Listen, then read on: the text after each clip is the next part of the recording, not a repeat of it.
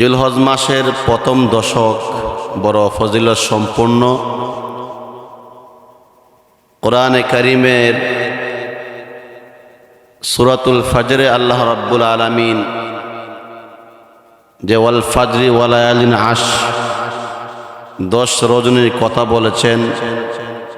মুফাসসিরিন কেরাম লেখেন এই 10 রজনী হচ্ছে পবিত্র জিলহজ মাসের প্রথম 10 রজনী। এই 10 রজনীর ফজিলত অনেক বেশি। যেমন হাদিসের মধ্যে আসছে, মা মিন আইয়ামিন আহাব্বু ইলাল্লাহি আইয়ুতাআব্বাদা লাহু ফিহা মিন আশরি যিলহিজ্জাহ ইয়াজিলু সিয়ামু কুল্লি ইয়াওমিন মিনহা বিসিয়ামি সানা ওয়া কিয়ামু কুল্লি লাইলাতিন মিনহা বিকিয়ামি লাইলাতিল কদর। যে এই জিলহজ মাসের প্রত্যেক দিনের রোজা 1 বছর রোজা রাখার সমতুল্য সওয়াব। সুবহানাল্লাহ। এবং প্রত্যেক রাতের ইবাদত আল্লাহ তাআলার কাছে লাইলাতুল কদরের ইবাদতের সমতুল্য সমান সওয়াব।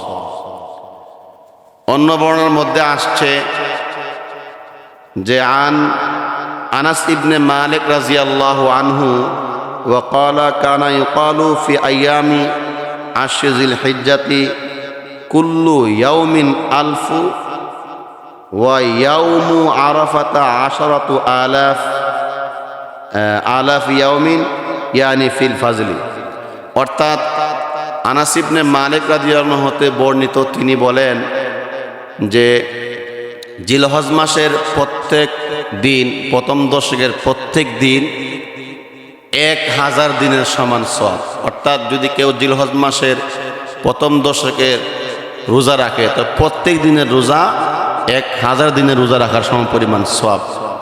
এবং 9 তারিখের রোজা আরাফার দিবস 9 জিলহজ, এই জিলহজের রোজা 9 জিলহজের রোজা আল্লাহ তাআলার কাছে 10,000 দিনের রোজা রাখার সমতুল্য পরিমাণ সওয়াব। এই জন্য আমরা ইনশাআল্লাহ আমলটা করব। অন্তত পক্ষে 9 জিলহজের রোজা আরাফার দিবসের রোজা আমরা রাখবো। হাদিসের মধ্যে এভাবে ইরশাদ হয়েছে, লা সাইয়িমান সাওমু ইয়াউমি আরাফাতাল্লাতি ক্বালা রাসূলুল্লাহ সাল্লাল্লাহু আলাইহি সাল্লাম আহতাসিবু আলাল্লাহ আইয়ুকাফিরা সানাতাল্লাতি ক্বাবলা ওয়াস সানাতাল্লাতি বা'দা। আল্লাহ রাব্বুল আলামিন একাধারে 2 বছরের গুনাহ খাতা মাফ করে দিবেন। সুবহানাল্লাহ। এই জন্য ভাইরা, বিশেষ করে এই আরাফাত দিবস থেকে অর্থাৎ 9 জিলহজ থেকে আরেকটি বিশেষ ওয়াজিব আমল, যে আমলটা হলো 9 তারিখ ফজর নামাজ থেকে শুরু 13 তারিখ আসর পর্যন্ত মোট 23 ওয়াক্ত প্রত্যেক ফরজ নামাজের পরে প্রত্যেক আকিল বালেগ মহিলা পুরুষ সবার জন্য প্রত্যেক ফরজ নামাজের পরে একবার পুরুষেরা উচ্চ স্বরে আর মহিলারা নিম্ন স্বরে এই তাকবীর তাশরিকটা বলবে, আল্লাহু আকবার আল্লাহু আকবার লা ইলাহা ইল্লাল্লাহু আল্লাহু আকবার ওয়ালিল্লাহিল হামদ। আল্লাহু আকবার লা ইলাহা ইল্লাল্লাহু আল্লাহু আকবার ওয়ালিল্লাহিল হামদ। আল্লাহু আকবার লা ইলাহা ইল্লাল্লাহু আল্লাহু আকবার ওয়ালিল্লাহিল হামদ। এই তাকবীর তাশরিক, এটাকে তাকবীর তাশরিক বলা হয়। আমরা ফজর নামাজ পড়তে থেকে শুরু করব 9 তারিখ এবং শেষ করব 13 তারিখ আসর পর্যন্ত। মুহতারাম হাজিরিন, আসছে আগামী 10 জিলহজ পবিত্র ঈদুল আজহা, কুরবানির ঈদ।